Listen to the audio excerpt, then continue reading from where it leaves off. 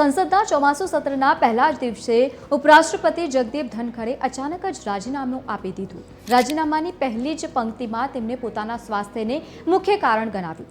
ત્યારે હવે જાણીએ કે ઉપરાષ્ટ્રપતિનું કાર્ય શું હોય છે અને હવે નવા ઉપરાષ્ટ્રપતિની પસંદગી કેવી રીતે થશે અને રાજીનામા પછી કોણ સંભાળશે જવાબદારી। બધું જ બંધારણ મુજબ ઉપરાષ્ટ્રપતિનું પદ ખાલી થવાના 6 મહિનાની અંદર નવી ચૂંટણી જરૂરી છે। ચૂંટણી પ્રક્રિયા રાષ્ટ્રપતિની ચૂંટણી જેવી જ હોય છે, જેમાં સંસદના બંને ગૃહો એટલે કે લોકસભા અને રાજ્યસભાના સભ્યો મતદાન કરે છે। ચૂંટણીનું જાહેરનામું ભારતના ચૂંટણી પંચ દ્વારા જારી કરવામાં આવે છે।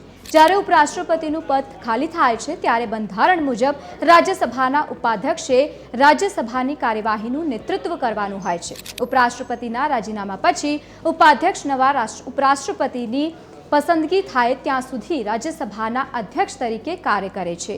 આનો અર્થ એ થયો છે કે રાજીનામું મંજૂર થતાની સાથે જ વર્તમાન ઉપાધ્યક્ષ હરિવંશ નારાયણ સિંહ અધ્યક્ષ તરીકે કાર્ય કરશે। આ ઉપરાંતની પ્રક્રિયા પણ બંધારણમાં નોંધાયેલી છે। જો ઉપસભાપતિનું પદ ખાલી હોય અથવા તેઓ ઉપલબ્ધ ન હોય તો રાજ્યસભા તેમના સભાપદોમાંથી કોઈપણ એક અન્ય સભ્યને અધ્યક્ષ તરીકે નિયુક્ત કરી શકે છે, જે આ જવાબદારી અસ્થાયી રૂપથી નિભાવશે।